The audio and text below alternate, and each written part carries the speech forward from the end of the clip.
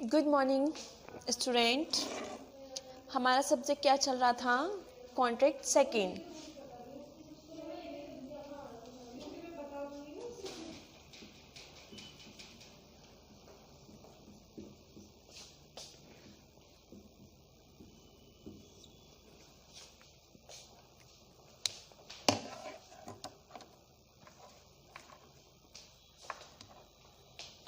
Okay, तो इसमें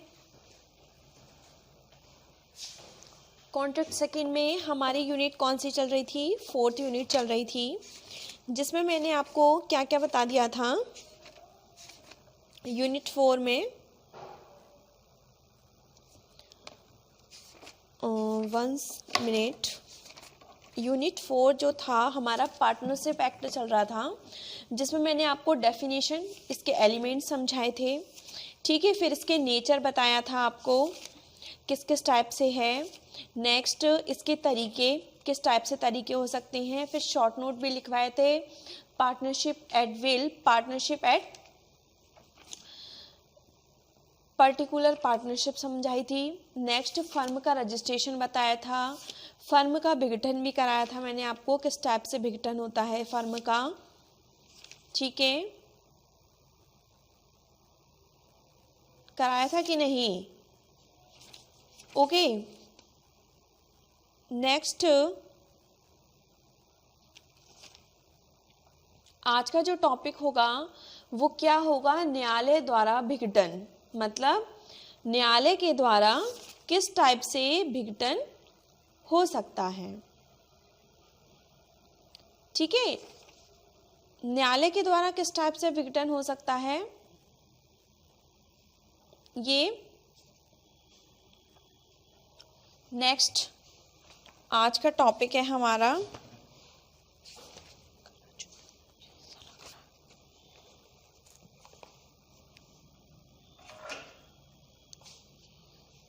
तो इसका जो क्वेश्चंस बनेगा किस टाइप से बनता है।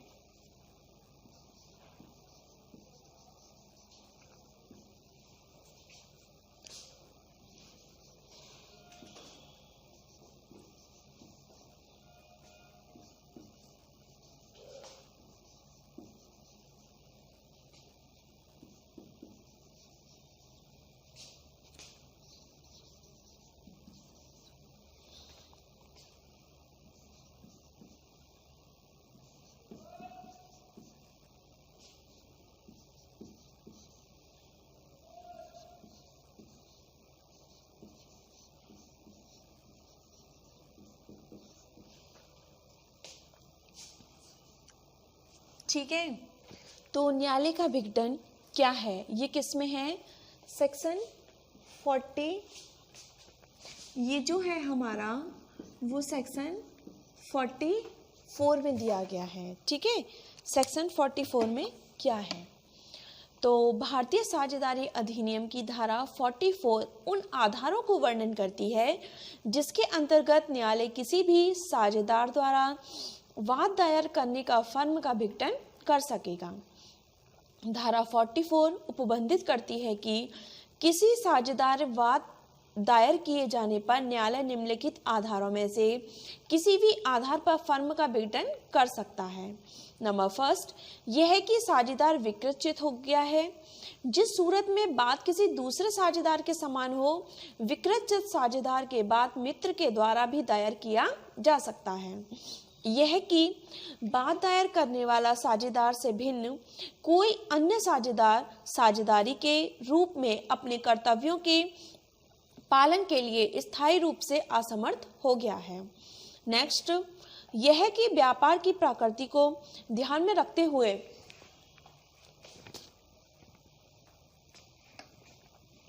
बात दायर करने वाले साझेदार से भिन्न कोई अन्य साझेदार ऐसे आचरण का दोषी है।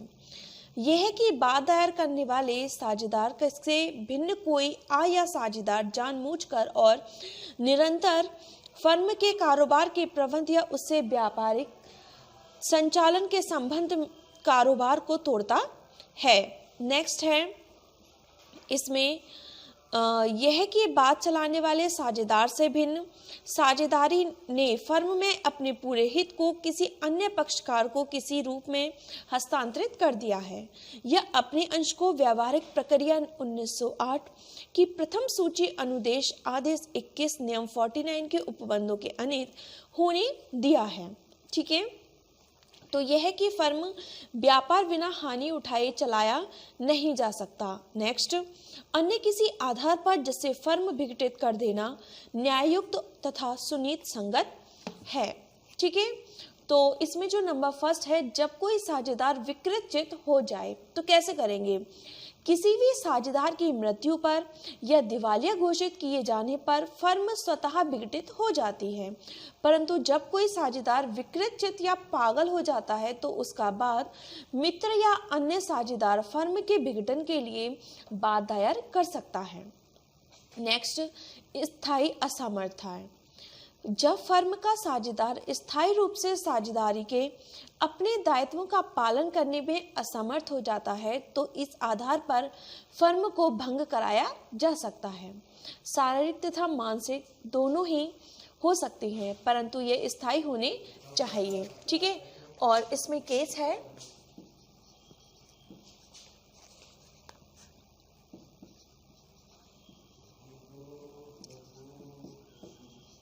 हिटवेल वर्सेस आर्थर। ठीक है, इसका केस है। इसमें बताया गया है कि एक साझेदार पक्षघात से पीड़ित था जो डॉक्टर साक्ष्य से अच्छा होने योग्य पाया गया। न्यायालय ने फर्म को विघटन की डिग्री नहीं प्रदान की तथा निर्णय में कहा कि बीमारी स्थायी प्रकृति की नहीं है। व्यापार पर प्रभाव डालने वाला दुराचरण।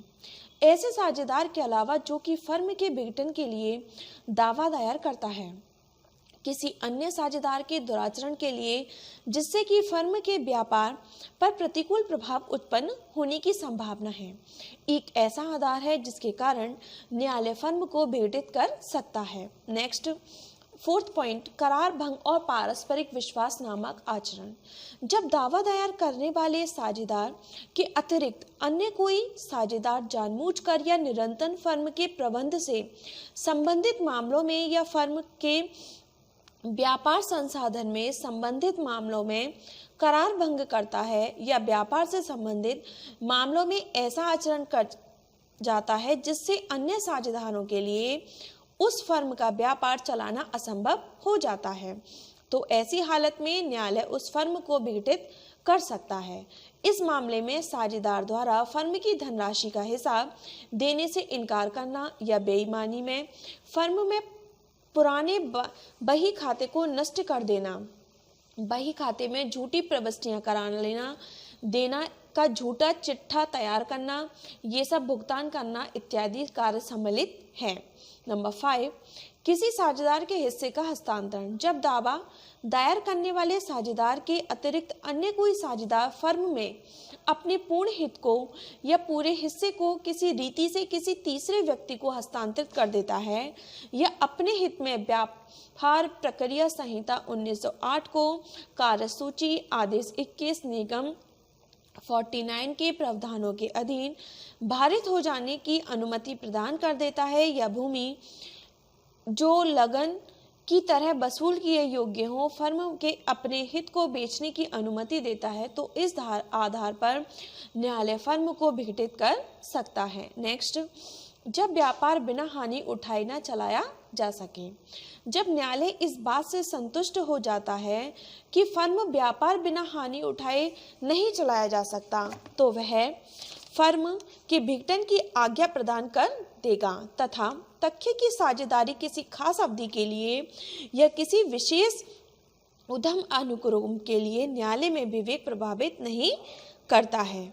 नेक्स्ट है कोई अन्य आधार जो विघटन को न्याय संगत या साम्यपूर्ण बनाता हो। जब कोई ऐसा आधार हो जिसके अनुसार फर्म का विघटित करना न्याय संगत तथा साम्यपूर्ण प्रतीत होता है तो ऐसे उचित तथा संगत पर न्यायालय फर्म को विघटित कर दिया जाता है। तो हमारा जो क्वेश्चन था वो क्या बना था, किन आधारों पर न्यायालय एक साझेदारी को विघटित कर सकता है। तो न्यायालय द्वारा विघटन क्या है, भारतीय साझेदारी अधिनियम किस में आ गया? सेक्शन 44 में, ठीक है, जिसको हमने 7 टाइप से डिवाइड किया। जब कोई साझेदार विकृत हो जाए, नेक्स्ट स्थायी असमर्था, नेक्स्ट है व्यापार या प्रभाव डालने वाला दुराचरण, नेक्स्ट करार भंग और पारस्परिक विश्वास नामक आचरण, नेक्स्ट किसी साझेदार के हिस्से का हस्तांतरण, नेक्स्ट जब व्यापार बिना हानि उठाए ना चलाया जा सके, नेक्स्ट है कोई अन्य आधार जो विघटन को न्याय संगत या साम्यपूर्ण बनाता है।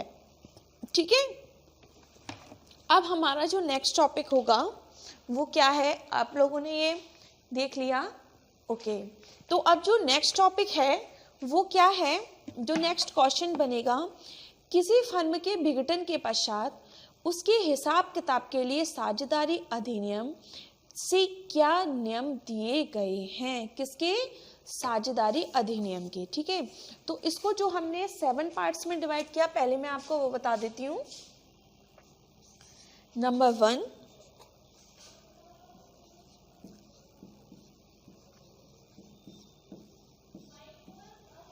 जब कोई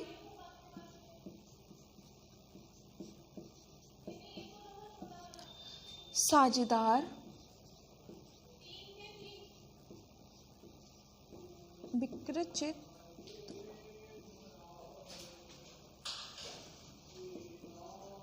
हो जाए, नेक्स्ट है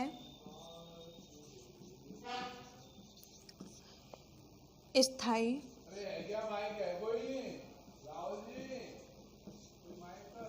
असमर्था, थर्ड है व्यापार पर प्रभाव डालने वाला दुराचरण, फोर्थ है करार भंग और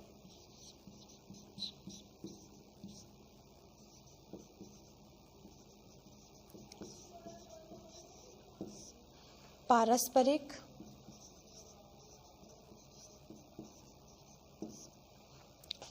विश्वास नामक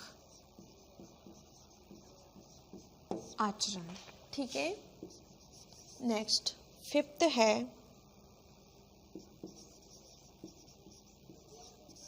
किसी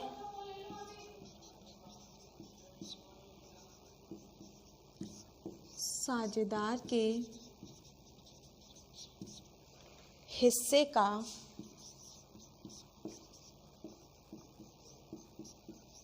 हस्तांतरण, नेक्स्ट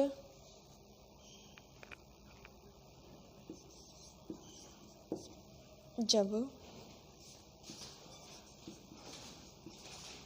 व्यापार बिना हानि उठाए ना चलाया जा सके। ठीक है, नेक्स्ट है कोई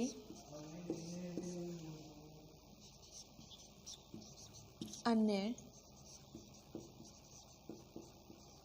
आधार जो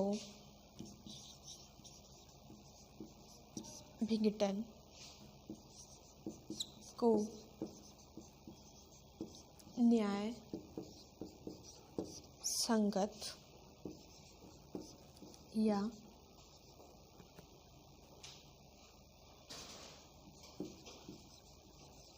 साम्यपूर्ण बनाता हो। ठीक है, तो इसमें हमने जो पढ़ा था वो क्या था? जब कोई साझेदार विकृत हो, नेक्स्ट स्थायी असमर्था, नेक्स्ट व्यापार पर प्रभाव डालने वाला दुराचरण, करार भंग और पारस्परिक विश्वास नामक आचरण, किसी साझेदार के हिस्से का हस्तांतरण, नेक्स्ट जब व्यापार बिना कोई हानि उठाए या चलाया ना जा सके। नेक्स्ट है कोई अन्य आधार पर जो विघटन को न्याय संगत या साम्यपूर्ण बनाता है। ठीक है, अब नेक्स्ट जो टॉपिक है हमारा वो क्या होगा, क्वेश्चन नंबर 2 जो हम पढ़ेंगे वो क्या है, किस टाइप से क्वेश्चन बनेगा।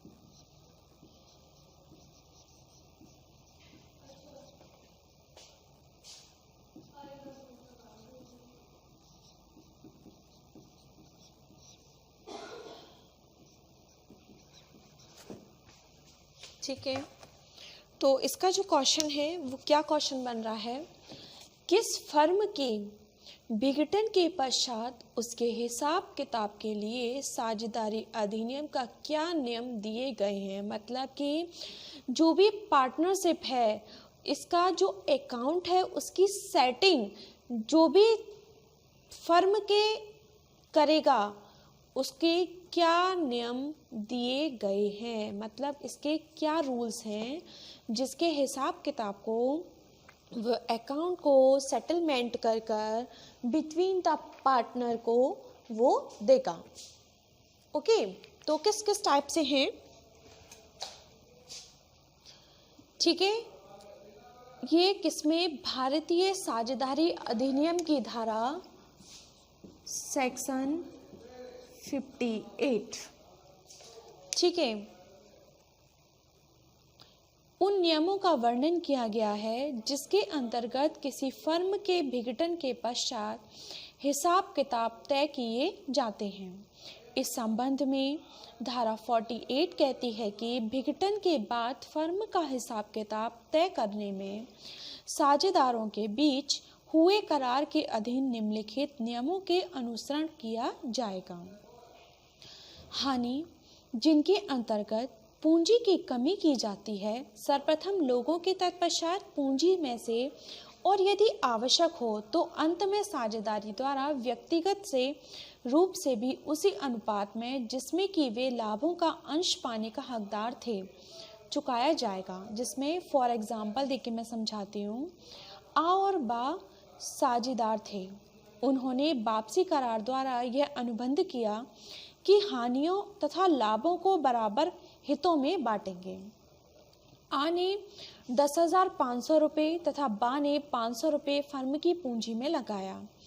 फर्म के विघटन के बाद फर्म की संपत्ति का हिसाब लगाने पर ज्ञात हुआ कि कुल परिसंपत्ति का मूल्य 3,000 रुपये था और कुल 8,000 रुपये की हानि हुई।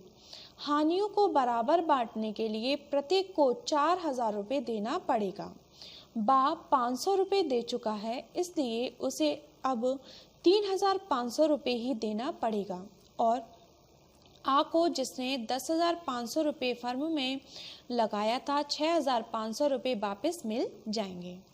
फर्म की परिसंपत्ति जिसमें पूंजी की कमियों पूरी करने के लिए साझेदारी अंशदान की रकमें शामिल हैं। नंबर फर्स्ट, फर्म के तीसरे पक्षों के ऋणों को भुगतान करने में। नेक्स्ट, पूंजी से भिन्न अग्रिम के कारण फर्म द्वारा प्रत्येक साझेदार को देय रकम अनुपातिक का भुगतान में। नेक्स्ट, प्रत्येक साझेदार को उसके पूंजी खाते में देय धन का अनुपातिक भुगतान करने में। नेक्स्ट, यदि कोई शेष बच जाए तो उसे उसी अनुपात में साझेदारों के बीच बांटा जाएगा जिस अनुपात में वे लाभ प्राप्ति करने का अधिकार हो। ये किस में बताया? सेक्शन 48 के सब क्लॉज 6 में।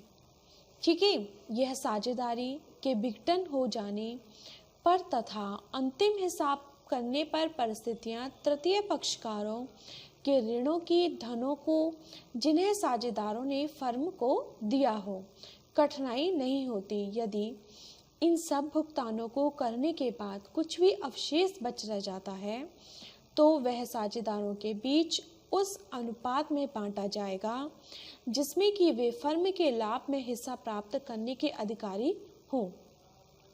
कठिनाइयाँ उन दशाओं में उत्पन्न होती हैं जहां साझेदार हानियां तथा लाभों को बराबर बराबर बांटने के लिए राजी हो चुके हैं तथा उन्होंने असमान पूंजी लगाई और फर्म की पारस्परिक तृतीय पक्ष के ऋणों को पूर्ण रूप से चुकाने के लिए पर्याप्त नहीं है, या ऋणों को चुकाने के लिए तो पर्याप्त हैं परंतु साझेदारों द्वारा किए गए पूंजी के अंशदान तथा अग्रिम धन को चुकाने के लिए पर्याप्त नहीं है। सेक्शन 48 के बाकी सब क्लॉज 2 के अनुसार ऐसी दशाओं में परिसंपत्तियां साझेदारों के बीच समानुपातेन बांट दी जाएंगी। एक बाद में यह निर्णय किया गया कि धारा 48 में कुछ ऐसा दी नहीं है कि दिवालिया साझेदारों को किसी दिवालिया साझेदार के लिए जो अपने अंश के भुगतान में असफल रहे अंशदान के वास्ते उत्तरदायी बताया जाए। यदि फर्म की परिसंपत्ति तीसरे पक्षकारों के ऋणों और दायित्वों के भुगतान के लिए पर्याप्त नहीं तो साझेदारों के लिए यह आवश्यक है कि पूंजी में ऐसी कमी को हानि न समझें और समान हिस्से में अंशदान करके उसे पूरा करें ताकि अंत में उसकी द्वारा उठाई गई हानि स्पष्ट रहे। ओके, और इसमें नेक्स्ट केस भी दिया गया है मूलचंद वर्सेस मेरुमल 1919। ठीक है, AIR 33। इसमें मूलचंद का केस है। उन्होंने क्या बताया कि जो भी कोई अंशदान करके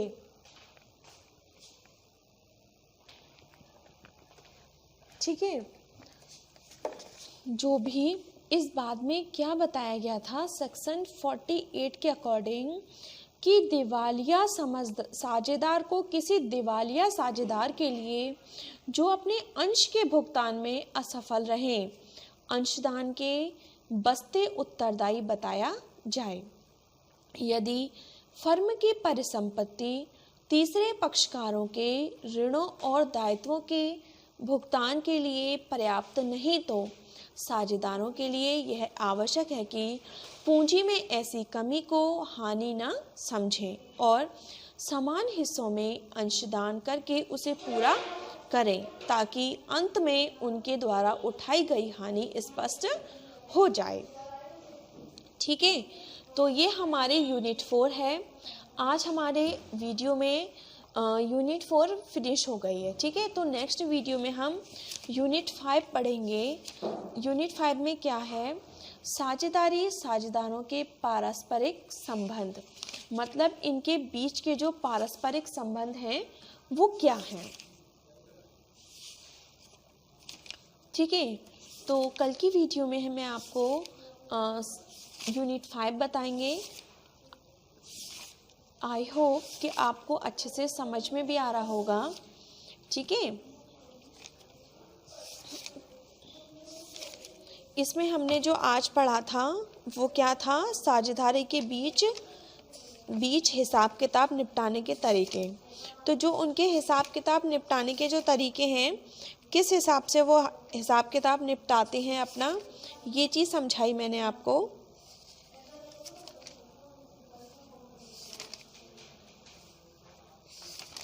ठीक है,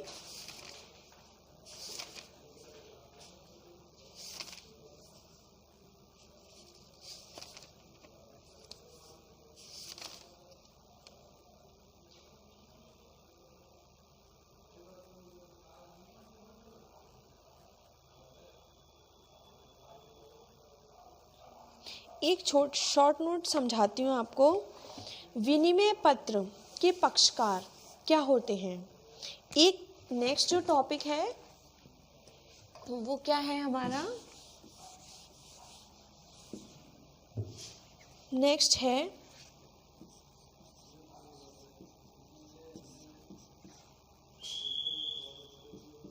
एक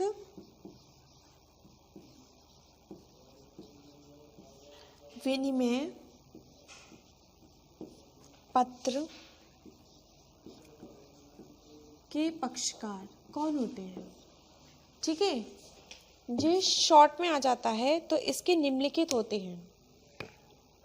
ठीक है, इसके जो पक्षकार होते हैं वो निम्नलिखित हैं।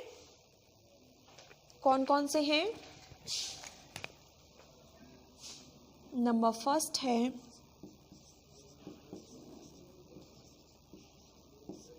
विनिमय पत्र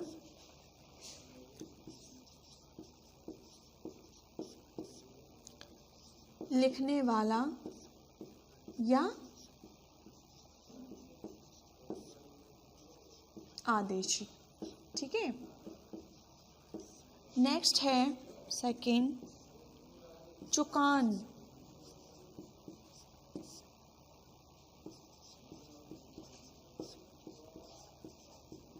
आदेशिती। नेक्स्ट थर्ड है चुकान प्राप्त करने वाला। नेक्स्ट धारक। नेक्स्ट